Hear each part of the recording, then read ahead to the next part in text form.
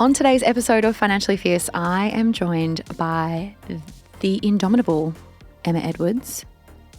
I hope that's the right word. I'm pretty sure it is.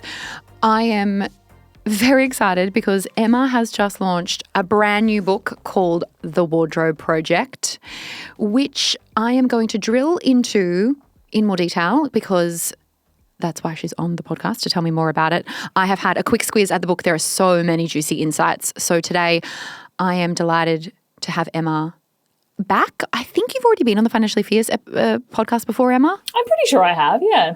I think you have. If not, welcome. Thank you. Welcome back, whichever is most appropriate. I know you've been interviewed for some other things that I've done in the past, but you've got a brand new book out and I am very excited to delve into why and what it was and then what happened on the other side.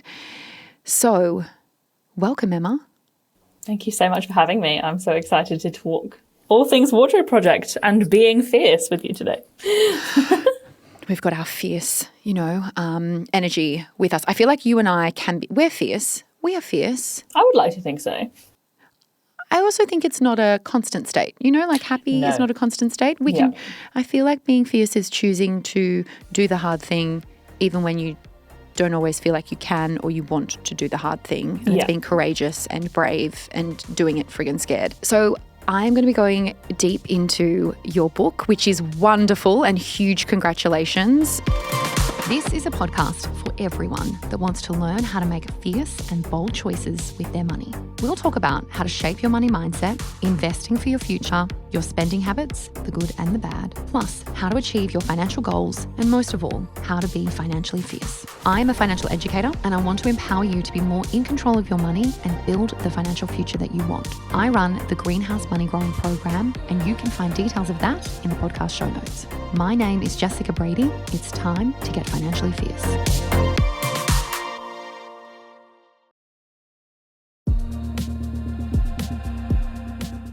Okay, so strap yourself in. This is going to be a really, I think, dynamic. Emma, every time I come away from a conversation with you, I am always befuddled by something that you say that really sticks in my brain. You always teach me something. You always challenge me in a way that I wasn't expecting. And I have no doubt that you are going to do that today in today's episode. Oh, thank you. I might note that down for future conversations. Please. I will leave you befuddled and I will challenge you in a way you have not been challenged before. Coming soon to my website, everyone.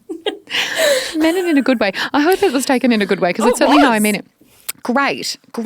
Okay, people may not know who you are, so let's just do a little bit of backtrack for those people who do not know you, because you have something called the Broke Generation. You are an author, a podcaster, a personality extraordinaire. I've added the last one in, but I believe that wholeheartedly. But tell the Financially Fierce community maybe a bit more about sort of you and your story and what you do at the firm. At the firm. I'll let everyone in on that joke that a couple of years ago I started referring to my business of one as a firm, particularly whenever I speak to men. And it's good fun. It's good fun. Background on me. I'm Emma. I originally started my online platform, The Broke Generation, back in 2018 when I was a self-confessed hot money mess and I was sorting that out, was paying off debt, was learning to save. I was kind of untangling all of my money stuff. Paid off my last debt payment the first week of 2020 and was like, the world is my oyster. And then 3 months later we went into lockdown. And so I was like, I guess my one bedroom flat's my oyster. Shell. Yes. The shell just closing. And that sort of threw into the mix. It was a very stressful period for a lot of people. There was a lot of uncertainty and that brought up, as for many people, a lot of money stuff. Yeah. And that was when I started to realize how, fascinated I was with why we do the things we do with money, with those softer skills of money, and how even though the practical stuff was starting to be taken care of, the savings account was going up and the debt balance was going down, there's so much more that goes into having a positive relationship with money and having a positive financial experience. And so then I went back to uni, which I never thought I would do. And I studied online with a university in the US. I did some postgraduate study in the very young field of financial psychology. And now I'm a certified financial behaviour specialist. And I really kind of niche down into that kind of financial EQ, human experience of money, softer skills. And I sort of, where a lot of people are tackling the financial literacy gap, which is super important. We have a massive financial literacy gap in society. I sort of sit underneath that and close what I call the financial engagement gap, which is where people, we're under engaged with our finances. So not only do we not know what to do, that's that literacy piece. We don't know how or why we can't do it, or why we are the thing. We don't know how or why to do it, and we don't really understand ourselves in a way that relates to money. So that's sort of my contribution to the financial landscape. And that was kind of the topic of my first book, Good with Money. And now my second book, The Wardrobe Project, is in some ways a departure from that, but in some ways so linked as well. I set myself a challenge to go a whole year without buying any clothes, not new, not secondhand, not rented, nothing. And yeah, I thought it would just be a fun little challenge, and I thought I would save a bit of money, but it was actually quite a transformative experience. And I realized how much of consumerism and our consumption habits and spending and shopping in a way that we've been conditioned into largely by the world we live in, how much that is linked to so many aspects of the self. And that's really what the book is about, how our consumption habits are linked to who we are. I mean, it is a very deep exploration in something that can seem on the surface about clothes, but actually reveals so much about us and what we believe about ourselves and what we have been told to believe about ourselves, and how we can start, undressing, if you will, those sort of layers. And, what I've got so many elements from the book that I wanted to dive deeper into, but I really love the tagline that is at the front of the book, which says, "A year of buying less and lacking yourself more." I mean, there's just so many benefits to that all round, be it time, money, confidence, improvement in terms of, worth and all of the things. So I'm excited, but I just have to say this, and maybe this is not appropriate, but I am damn sure that and Good with Money is a fantastic book. And I definitely think that if you haven't read it, you should add it to your reads list. Go and get it. I am so sure that after that book, you looked me square in the eyes and were like, that was so hard and I'm never doing that again. I knew you were going to bring this up. Can I say that? Of course. So, with that in mind, why, pray tell, why did you decide to write this beautiful book? When I was going through this year-long challenge that I'd set myself, I never expected it to be anything to do with a book. I didn't expect it to have so much come out of it. But I started thinking, and people started saying to me, you should really write about all of this. And I thought, oh, well, I could do, but I've already done a book and I said I'd never do it again. But as the year went on, and then so there was 2023 was the year I did the challenge. So it's been a significant amount of time since I finished it. And after that, and I kind of lived the year afterwards as well, and I thought, no, there really is a book in this. But obviously I had that tension of, books take from you a lot of labour that isn't necessarily immediately or ever really repaid in terms of monetary value. It's much more of a bigger piece of a puzzle. So you have to fit it in economically as well. So I wasn't sure if I would ever have the room for it again, but the more I sat on the idea, the more it sort of fleshed out, and I saw it being this month by month, almost diary of the year, with then sort of branch offs of the bigger topics that I'd come across and more commentary on that. I'd started running an accountability program for other women who felt the same way as me, that they were on this hamster wheel with clothes. And I could see so many rich stories in their experiences, and I thought, well, those could be weaved into the book. And so I thought, I'm just going to pitch it and see, because no publishers, nobody might want it. So I put it out there, and that sort of side of things was looking okay. I managed to speak to my new publisher now, and they were on board with the timeline and everything. It was very important for me. I thought that the best market for it, give it being a year challenge, was at the end of a year or a start of a year, so that people could see that sort of runway for themselves. Yeah. And I'd noticed that that's when the commentary around it that I was giving online was picking up the most momentum, because people are thinking about, what can I do for myself next year? So I thought it has to be that time. And then I kind of thought, okay, are we going to do it or not? And it became almost something that I wanted to prove to myself, that I could do it differently and that I could learn from what had happened the first time. And it was almost, it sounds naff, but it was almost healing to do it again, because I was able to experience the whole thing differently. I could go into it with a really clear idea of what I was doing. The structure wrote itself, because it was the prequel, the year, and then what happened after, and everything I learned along the way. It was just, it just poured out of me like that. And so I committed to it that must have been March or April of this year, and we moved really, really quickly, which was perfect for me. Hang on. You started writing this in March or April of 2025, and I'm literally holding this, I was going to say bad boy, beautiful book in November of 2025. Yeah, we moved really fast. Duly. Wow. Because thank you. Well, a lot of it comes down to my publisher being able to move really quickly. Thank you to the Wiley team. But it was also a case of, one of my other publishers that I'd spoken to, the publisher I worked with on my first book, they were looking at a timeline of the following year. Okay. And I just thought, it can't sit in my head that long. Like, I just need to move now.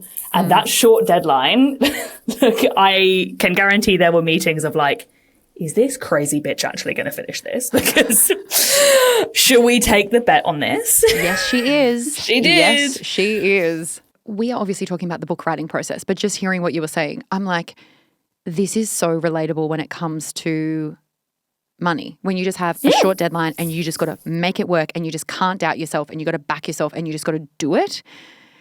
Often we don't have all of those pressures, and if we do, maybe they're not great pressures, but like it just, I think that there's some interesting, even if you're not planning on writing a book, which is completely fair and valid, there's some interesting sort of things that I think we can take from that in terms of like, what if you just did it?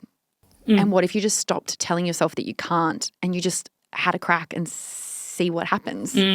Yeah, there's a lot to be said, especially if you are the type of person that will second guess or doubt on anything, whether it's investing, whether it's saving, whether it's paying off debt, whether it's doing anything money related or business related as well. There's a lot to be said about giving yourself a deadline to just have a go and just see what you can get done. And just kind of, a lot of it's committing to yourself that you'll do it. Yes, agree. So before we get into the things that I want to go through, I mean, this is great timing. What I get very sad about is that less and less people are reading. And I think that this is the nice time to remind people that maybe it might be something good for them to pick back up again. But this is out towards the end of 2025. I don't think it's officially been released yet, but I think it might be by the time this goes out. This is obviously a very well-timed book, as you say, because of the nature of sort of how you take people through your year and your insights and your beautiful and very vulnerable personal stories about what, you found along the way. But let's just pause and say, like, if you had to say who this book is for, who should buy this book, or who should you buy this book for if you're gift giving? It's funny. I'm often given feedback from people that I wouldn't have expected the book to be for. And I don't know why that is. I think just because everybody's got this, unique relationship with their wardrobe and their self-image and with themselves. And often the struggles that people might have in that area are not immediately obvious. It might be the friend that you think looks great all the time. It might be the friend that you think is really confident or that appears really confident to you because they have an attribute that you wish that you had. But it's actually a really common experience to not really see ourselves the way we want to see ourselves, or not like what we're looking at in the mirror.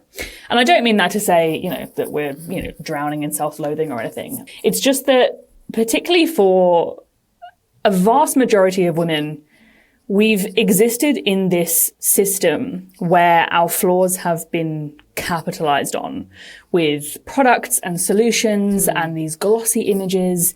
And then, social media has come along and kind of created the perfect storm for this. I talk about it in the book as this state of almost, that we're almost there, that if we just get one more thing or one more outfit, or we work with a stylist, or we just set those, all these things that will eventually, there's this end destination available and we've just got to keep trying to get there. And for a lot of people with clothing, the way that we're trying to express ourselves is sometimes we'll try and shortcut the maybe insecurities that we have, or we'll shortcut to the way we want to be perceived or the way we want to feel by trying to dress a certain way. But that creates this disconnect where we're kind of either cosplaying as other people. I talk a lot in the book about something called the fantasy self, where we try and be somebody that we're not, or try and erase the things that we don't like about ourselves. We try and live out this aesthetic that isn't really reflective of who we are on the inside. Or it's sort of this dopamine hamster wheel of we only really find joy in getting dressed when there's something shiny and new. And we might buy something and think, this is it. This is the dress this is the perfect dress that I can wear again and again and again. And then the next time it comes to wear it, we're like, oh, it's not as good as I thought. It's this constant, I think, the constant availability of clothing and all of this stuff that we can have. And, we've got this hyper awareness of what everybody else is doing and how everybody else is spending their lives because of social media. It's sort of this constant gap between who we are and who we wish we were or who we think we should be. And clothing plays a big role in that for a lot of people. There's other people that aren't, they're not a fashion victim at all. They're just so removed from it. It's much more utilitarian for them. But for so many women, especially in that sort of millennial and Gen X age group, Gen Z a little bit, but millennials and Gen X are the ones that grew up with the makeover shows and what not to wear and America's Next Top Model and The Devil Wears Prada and all of these things about how we're supposed to look and how we're supposed to be these powerhouses, even though there's this onslaught of stuff that's wrong with us all the time. Yes. And also like Sex and the City, right? Like the fashion and, all that. When you were talking about the makeover shows, have you seen on social, it's not funny, have you seen on social media where people do like a review of them, like in the now, they're like reviewing and critiquing and not only what crazy stuff they put them in, but also how they spoke to them and how they treated them. And, I saw a few of them and they were so horrifying. And I was like, oh my God, we just what? And also we had like 4 channels. So like it was that or like the SBS News. It's like we just inhaled all of this stuff without even recognizing that was permeating deep into us to think we aren't, she's saying that's really, they did these crazy like makeovers where someone was often taken from looking, I don't know, one that I'm thinking of, dark, longer hair, and the next minute she's got, this short, strange pixie mullet odd thing of like the early 2000s that's like platinum blonde. It was like you have to completely change to fit in, otherwise you are not. I just think the subliminal messaging that comes with all of that I just like watched for enjoyment. I don't think it really hit me. But as you were talking just then, I was like, which side of the fence am I on? I honestly think I am more on the utilitarian side.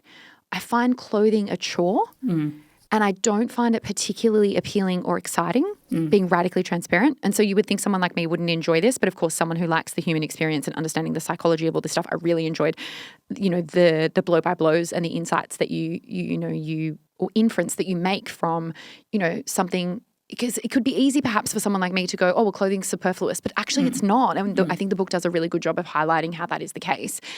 But yeah, I think I'm slightly more utilitarian, but I don't want to pretend that I don't care, because there are instances where I care. But like 90% of the time I'm rocking around in Crocs, which is actually to the horror of most of my friends, and whatever's clean in the washing basket, and I want to care more. I think that's my weird thing, that like I want to do the whipped cream, as you say in the book. I'm like, I got to whip it. Yeah, it's funny. I think a big part of it depends on which insecurities or the degree to which your body image perhaps has played a role in your life. For me, a lot of it came down to body image stuff.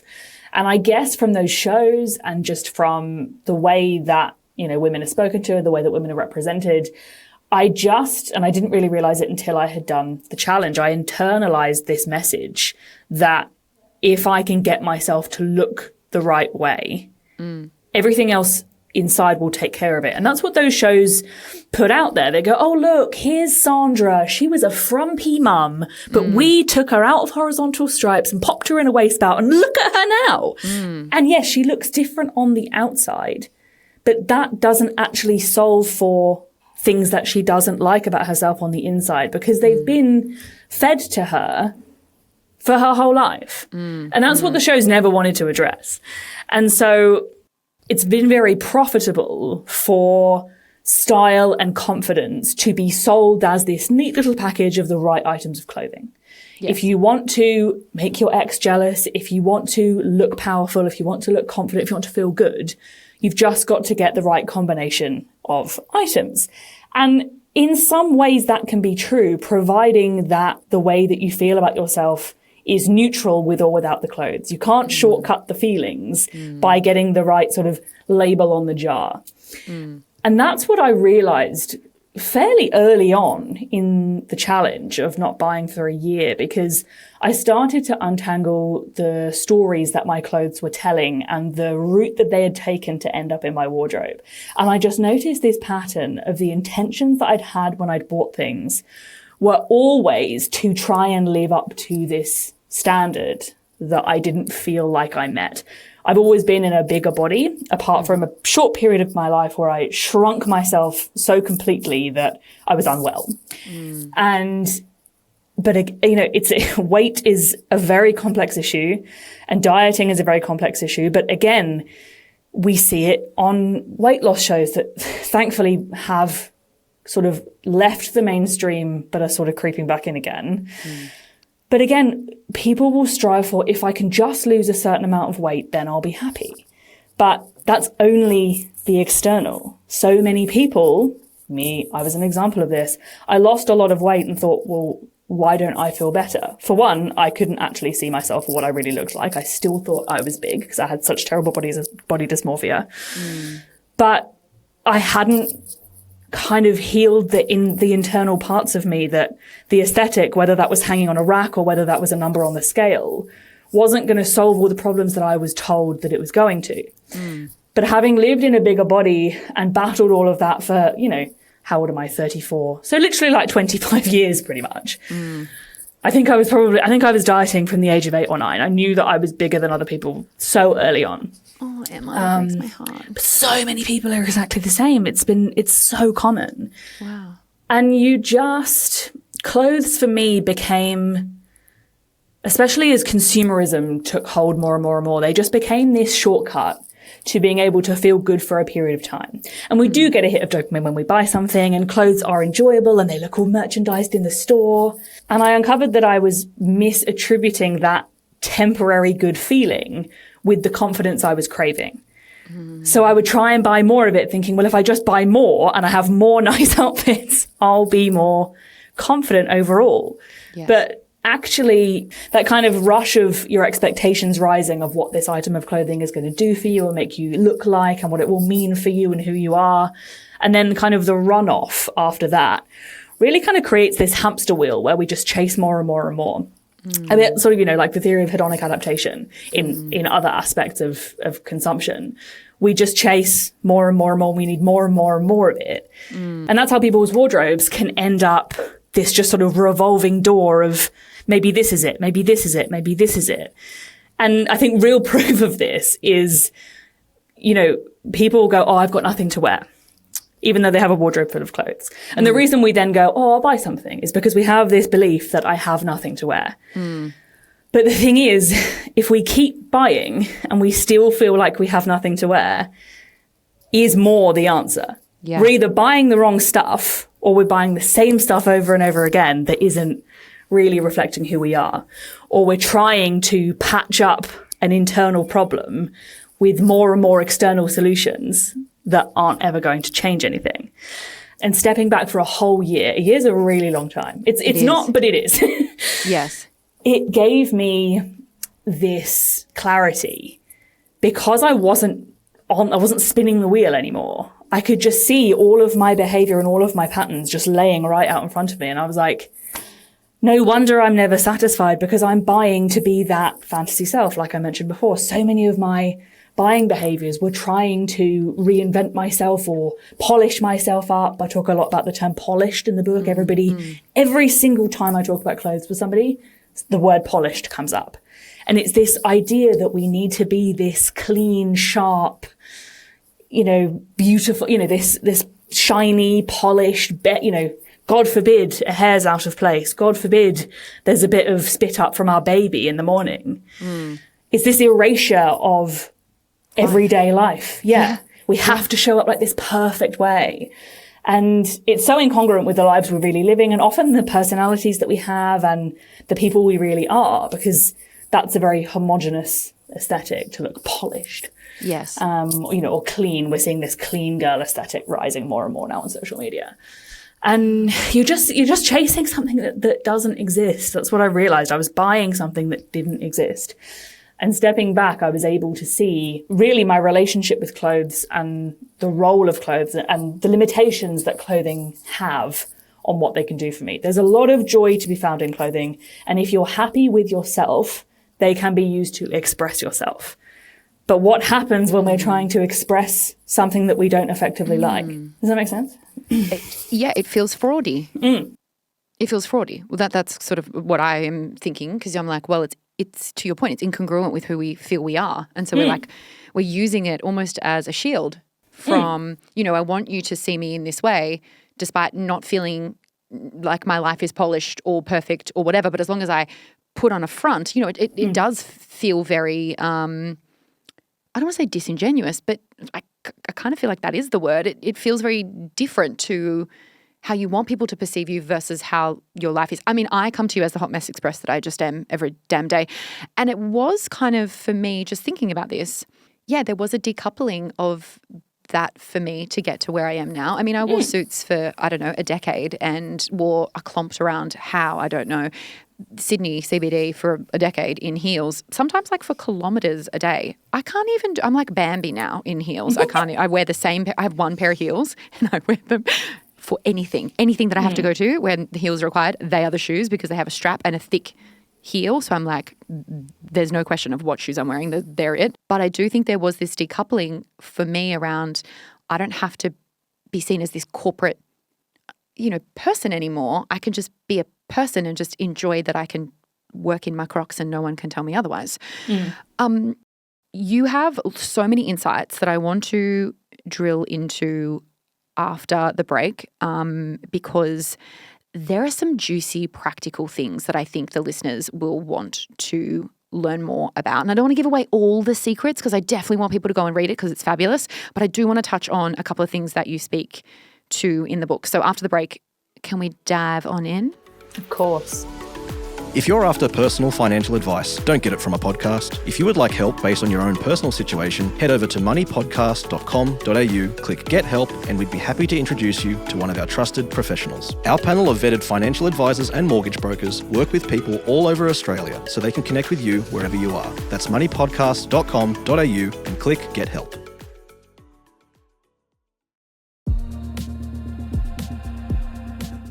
I loved this book.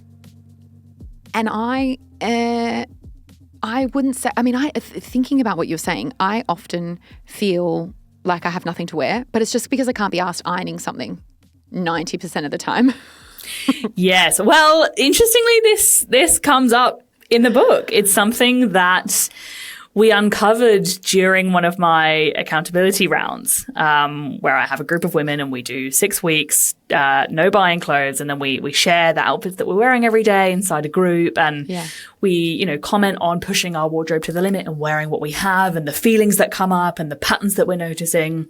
And something that was a really common thing is that people feel they want to buy clothes when they feel overwhelmed or disorganized, or they're behind on their laundry, or they want to wear that thing to work but they can't find it and they're like, oh my God, where is it? How have I lost that jacket? Or they go to wear it and there's a stain on it or there's cat hair on it.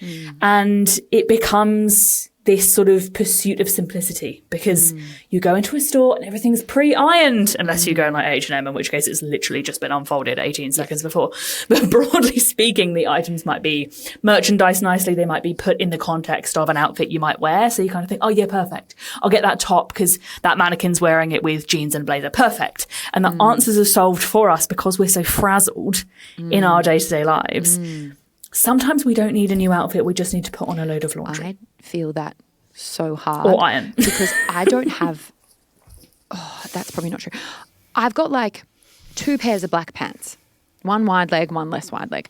And so because I have, I would argue, a lot less clothes than most people, it actually is a massive problem because then if something needs to be washed, I'm not the greatest of washers and dryers and folding of things. it then actually becomes quite stressful because I'm like, where the fuck are my fucking pants? And I'm like running around, the house because I've always, running late as well. So like it just adds an extra dimension. And so maybe we'll just kind of keep on that for one moment. How much extra effort did it take for you to look with a fresh pair of eyes at what you already had and make it work? Because I know you talk about mending and, thinking about the clothes and being quite strategic. Did you feel for those people who are a bit nervous, I mean, not that everyone needs to go and do a year, but like for the people that are like, oh, do I have it in me, to that point around energy?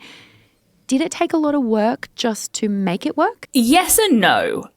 It did, in the sense that I really started to appreciate through the year how much work sounds like the wrong word, how much intention goes into putting together an outfit that you feel good in.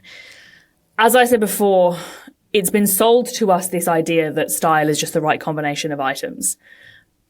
And so we'll buy a top, a pair of jeans and a blazer and go, why don't I look good? Because there are so many more finishing touches or considerations to shade and colour and combination that go into those glossy images we might have in our head, or the images we might see in editorial, or even now on, social media.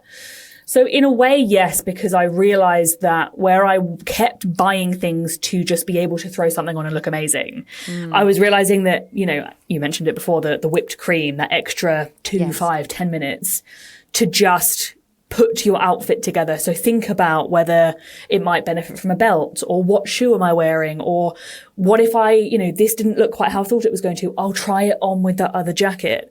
We oversimplify what it means to look good, and that can keep us on a cycle of buying as well, because we think, I just need to find the right thing I can throw on. And you can throw it on, and then you just add a couple more minutes where you make it more personal to you, or you put on a bit of lipstick, or you smooth down your hair, or you think about the overall way you're presenting yourself. She says, I got rained on today, so I'm a little frizzy. I'm like, I fear I have not whipped any cream today.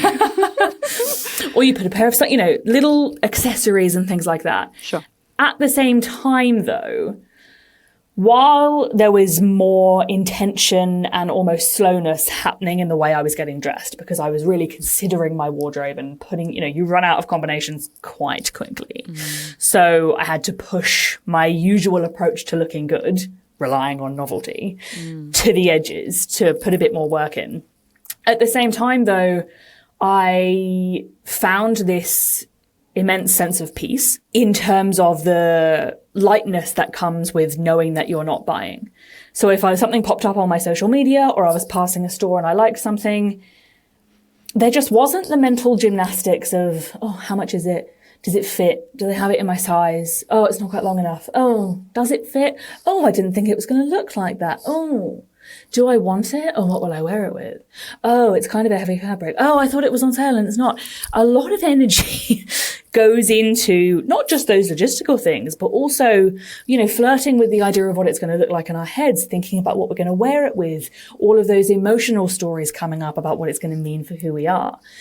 The fact that it was just a no was so peaceful in this cluttered consumerist world that we found ourselves in. I hadn't realized, even though consumption is about gaining things and having things, I hadn't realized how much the noise of it was taking away. And just the idea that I had what I had and that was going to be enough, and I was going to be enough by wearing it, was, I never expected that. I thought that it would feel a lot more restricted than it did. It sounds freeing. So freeing. So freeing. And I wonder, for someone like me who needs guardrails, I think most people need guardrails, but I am very confident that I need guardrails. I have never thought about doing 1 year without shopping, although I think I almost have done a year without buying clothes, because I also use a stylist named Maddie, but I don't think it's the same one. And I saw her about a month ago and she had purchased some clothes for me. And I said to her, oh my gosh, thank you so much. I haven't got clothes since I last saw you. And she was like dumbfounded, because she was like, what do you actually mean? That was a year ago. And I was like, oh, was it? But I think, and I'd had like a lot of health things and stuff happen over the years. So it wasn't, it's certainly not as intentional as you, but I think if I had given myself a rule, like I can't do it for a year, I wonder how different my brain would have reacted to that, because it would quash any hope or, I don't know, little moment of, oh, should I? Because I think that, I'm still a human, and there are moments where I'm like, oh, that's cute, or oh, that's nice, or shall I? And so I wonder if for me doing something like that, even as someone who doesn't spend a lot of time looking at this stuff, or certainly a lot of time buying things, I just think that rule set for me would be really helpful, because then it just completely eradicates it just frees up, I don't know, I just feel like it would free up space. It really does, and I noticed it quite drastically as I finished the year where the rule was in place and I was, back out in the big wide world. And I did another 3-month pause in that year because I was like, I just miss I don't know what it is. In theory, you could just say no 90% of the time. And don't get me wrong, you're right. It does depend on your personality. Some people need those rules more than others. Sure. But it's like it put me into a certain state. It's like I could say, oh, we're flipping the switch. And it was just like, I don't feel tempted anymore. It's bringing things into your awareness, I think. When I'm in that state, when the switch is flipped, I'm able to see that I not only don't need it, I don't really want it. This is the biggest thing. People go, oh, don't buy things you don't need. Half of the time, it's actually that you don't want it. Yeah. It's just shiny and it's nice and it's new. And something I do all the time with all categories is if I see something I want, I take a picture of it. Even if that's a screenshot, or if it's in a store, I'll take a picture of it. And I only ever entertain the things that I can remember. I know that there's a record of it. So that gives all of that feeling of when you like, oh, that's nice, shall I buy it? Gives all of that somewhere to go. And then usually 9 times out of 10, that item will never cross my mind again. I mean, this is like me saving things on Facebook and Instagram for some fictitious time in the future, when I still don't know, where I'm going to like come back and reconcile the 70 bazillion things that I've saved for reasons that I do not know. Do you think I ever go back and see them? Never. No. I don't know what I have like 100 bazillion screenshots. I'm just hoarding them on my phone. That one pot chicken will never get made. It's never getting made. Okay, let's do practical, because there are so many great tips in here. And I love the month by month blow, because I think it really helps people understand like where you're at in this journey. Because you're right, a year is not a long amount of time, but it is a long amount of time. And so I think what I really enjoyed was, watching your journey, but also the insights from that and how that sort of dynamically shifts and moves throughout the year as well, I think is really interesting. And these little aha moments that are so poignant and yet so, I don't want to say obvious, but so real, I think, for so many of us. You've already said this to me, but I again saw it in the book and I was like, oh, God damn, that's good. And it's like, we need to start outsourcing our identity to consumption. And this idea that we are not the clothes that we wear, and, that we can be, we can have a life that is outside of clothes and money, and, all these things that I thought were really great. And like finding joy outside of buying, which is a follow to the book that I read last month or the month before, which is The Frugal Hedonist, which, probably took it down a very different path, but it was an interesting book to read off the back of that book, which was great. But I want to talk about a couple of things that I thought were really helpful as someone who finds this really hard. Like I have to work at this, because if I could be Steve Jobs and just wear the same T-shirt and jeans every day, and like, God damn, it is annoying that women can't. I mean, we can, but we kind of can't. And freaking Carl Stefanovic can wear the same suit for a year and no one even notices. Hi, Carl. Okay, what I'm sure he's a regular tuner into Financially Fierce. I really liked the idea of style formulas. Yeah. I loved that, because I felt like that helped me and my chaotic brain, who does not have a good concept of time, be able to take something that feels quite time intensive, but as you say, actually it's quite freeing. But I felt like that for me really helped me think about it differently. Do you want to give people a little bit of a heads up of, I don't want to steal all the secrets from the book, but what are they? What are style formulas? Of course. No, so style formulas were something that I started to rely on a couple months into the challenge. for when, exactly as you say, you need that simplicity. Now, as you say, women can't just wear t-shirt and jeans. They can, but they can't. The other thing for women is that because we're such vastly different shapes, sizes, compositions and everything, there's 100 different versions of everything. You know, a t-shirt is not just a t-shirt. Yeah. There's cropped, there's baggy, there's slim fit, you know, all these types of things. And so there's vests, there's, you know, all types of different things. So we have so much more kind of variety, and it can feel overwhelming. So style formulas for me became sort of like a crib sheet of silhouettes or combinations or pairings that I could rely on for certain events. So I've got one dress that I assigned as my wedding guest dress. And now I know that I can pull that out and wear that when I have a wedding to go to. I don't go to a ton of weddings. Yeah. And wedding guest is its own unique sort of dress code. And of course, there's a chance I may get an invitation that falls outside of what that blue dress can be. We'll cross that bridge when we come to it. Sure. But I sort of had, you know, for work days, I had noticed that I felt good when I was wearing a wide leg bottom, a wide leg trouser with a t-shirt or a slimmer fit sort of top, and then a jacket, sort of a long jacket over the top in the winter. And so that became what I would reach for if I had a day where I needed to go to the office or go to a meeting and I needed something casual but still work appropriate that I felt good in. And that would be the thing I would reach for that. It can be as literal as exact items, or it can be more conceptual, you know, maybe it's a striped top and black bottoms or something, and maybe you play around in that. But it's around giving yourself answers to the questions that leave you wanting to buy. So if you think, I don't have anything for work, okay, well, let's get some work formulas together so that you can reach for the same thing over and over again. And what that not only teaches you to do, it not only teaches you to, you know, simplify your process of getting dressed, it teaches you to think about what you feel best in. Because you're not going to pick a formula where, you know, oh, I feel really uncomfortable in those standing only jeans. You're not going to pick that. What you gravitate towards for your formulas and what you're willing to repeat teaches you about what you feel good in, whether that's fabrics, whether that's lengths, whether that's colors, whether that's styles, whether that's combinations, levels of smartness. You know, some people would rather be, I personally skew smarter than I do casual because I feel my best when I'm maybe a little bit overdressed. Because I am quite, and again, I discovered all of this throughout the year. I am a bold person. I tried to be this quiet, sleek, polished, iced latte type of style with the creams and the minimalist and the capsule wardrobe. And now you're like, what do you call it? Espresso. Espresso con panna. Espresso with whipped cream. Because I was drinking this espresso with whipped cream and I thought, this is kind of an anchor for my style. And I started calling those style anchors. A lot of the time you might kind of think about style in traditional style words. You know, are you feminine? Are you floral? Are you powerful? You know, all this kind of thing. But they're quite objective words. Yes, they mean different things to different people, but they still have, I guess, boundaries of what they can mean.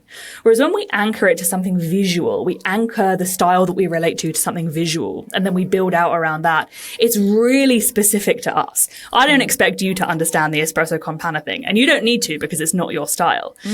But it makes sense to me, and it's a feeling that I get when I'm embodying that in my style. So it helps me put outfits together that feel like me and express myself in the way that I want to, having done a lot of this internal work. But it also helps me buy better as well, because I now know if something, just because I like it, doesn't mean I should have it, doesn't mean I want it.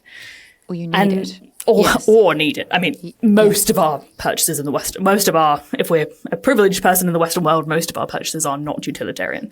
Yes. So the need kind of takes care of itself. We know really whether we need it, and often we don't.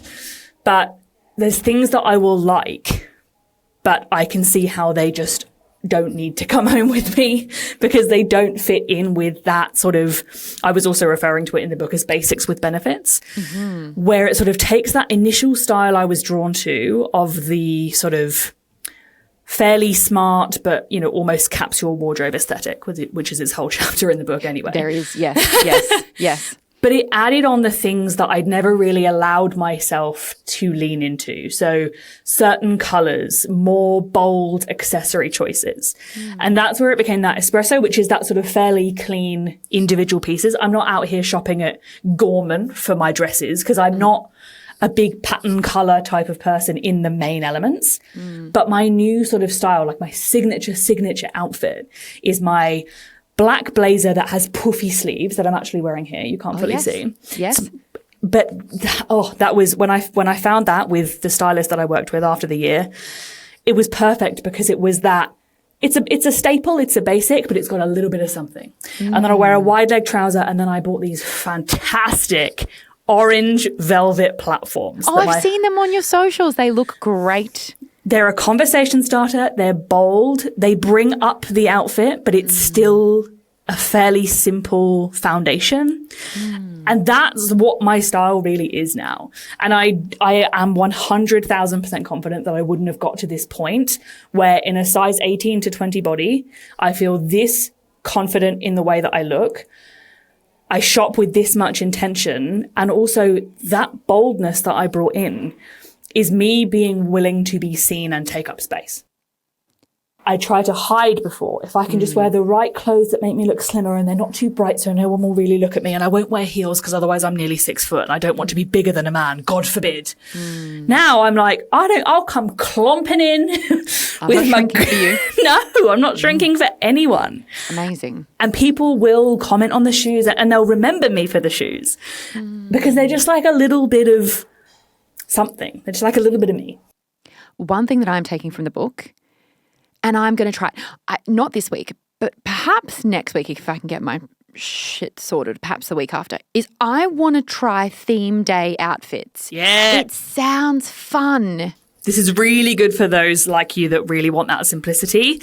And I do this sometimes too. And today I'm actually in a co-working space, and this was one of my days of the week where I thought, I just need to, boss up and just put on my outfit and feel good and be out in the world rather than working from home.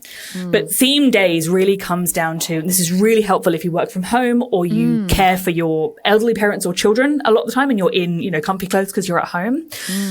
It gives you just start with one day a week where you have a theme. So maybe it's you don't wear activewear and you wear a proper shoe or you wear a bra, I don't know.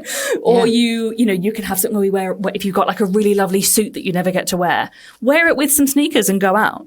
Or maybe you wear heels to work one day a week because it makes you feel amazing, but it's not super practical. Just little, it can even be, formal days, or it can be days where you dress like you're in Selling Sunset or whatever it is. Just something that gives you an opportunity to just once a week put more into your outfit, and then you can build it up from there. Yes, I think starting with one day a week is probably more than enough. And I can't wait to see if I choose a Selling Sunset theme to see what on earth I would come up with my friggin' Crocs and like flannel attire that I have in my wardrobe. I am so conscious of time because I could talk to you all day, and I have I have pages of notes from the book, which is amazing, but I can't keep you here. Obviously, people should go and buy the book, which we'll talk about in a moment, and learn more about sort of what you do. But my big last question to you was, what did the year of not buying clothes afford you? Peace with my body. That's the big, that's the least expected part. Obviously, I knew I'd save some money. The year prior to the challenge, I sort of added, as I always do, looked at my kind of year of spending. I'd spent about 5,500, 6,000 on clothes, which to be honest, I was like, I thought it would be more, to be honest. And I thought, well, look, if I'm spending that much and I love my wardrobe, different story. Because I wasn't putting it on credit anymore. I'd done all this prior work on my money habits. It's not that I was spending money I didn't have, but I was thinking, I'm spending that and I still hate my wardrobe. I still don't feel good when I get dressed in the morning. Let's have a look at that. So there was the monetary aspect, but the biggest change that I never expected was in about September, October. I started to realize that my body image was the best it had ever been. And I was like, how is that possible? And I thought, this can't be a coincidence, because for 34 years, I've been trying to change the way I see myself and like myself more. And particularly in the way that I look and how I feel about being bigger. And I started going to the gym because a gym had opened near me, or there was some new classes I wanted to try. And I thought, wow, for the first time, I'm genuinely going because I like it. It's good for my mental health and it's fun. And I'm genuinely not secretly hoping that I'll be thinner after. Okay. And that honestly had never happened before. I would always have had this just little, it'd be so good if I just randomly lost 10 kilos. I'd never been so utterly uninterested in changing myself than I had after 9 months of not shopping. And I was like, that's not a coincidence. And I think that there are so many people who maybe aren't at the level yet where they have an awareness of what they're doing, why they're doing it, and what it's making them feel like. So I think this book perhaps is also quite exploratory for someone who isn't necessarily aware yet that they too are doing some of the things on repeat and it's not giving them the outcome that they're looking for. Because I think you're right. You can get confused when you get that initial dopamine hit and then be like, okay, but it worked. So I guess I got to do it again and again. A giant, huge congratulations on the book. There are so many things that are friggin' amazing within the book that we haven't spoken about today, which unfortunately for all of y'all means that you're going to have to go and buy the book, which is great for Emma. A huge congratulations. I am so excited. I presume you're doing the Wardrobe Project, your 6-week challenge again for people. So if people want to buy the book, we'll put a link in the show notes because it is out very soon. And why wouldn't you want to learn more about yourself and how you can do more with less and feel better about it, but also for the loved ones in your life. But if people want to learn more about your 6-week challenge, where can they go? How can they learn more about you and all of the wonderfulness that you are and do? Absolutely. So I'm running the next one in February. So everybody's got a bit of time to read the book, get immersed, and then the next one will start in Feb. You can head to thewardrobeprojectbook.com and the details of how to sign up for the waitlist or enroll if that's by the time you're listening to this. Sure. And there's some other bits and pieces from the book there as well, some resources. And there's a course component and the accountability part. And it's just a really lovely community of people being really honest about the way that they feel and why they have these habits and just being really open to making micro changes to those. Well, a huge congrats not only on doing a year without buying clothes, which is a big friggin' deal, but on documenting it and letting us all enjoy the journey of that year. A huge congratulations on the book, and I can't wait for more of our community to read it and enjoy it as well. Thank you so much for having me. I could honestly talk about this all day. Same. That's why I need to wrap it up because otherwise I get into trouble.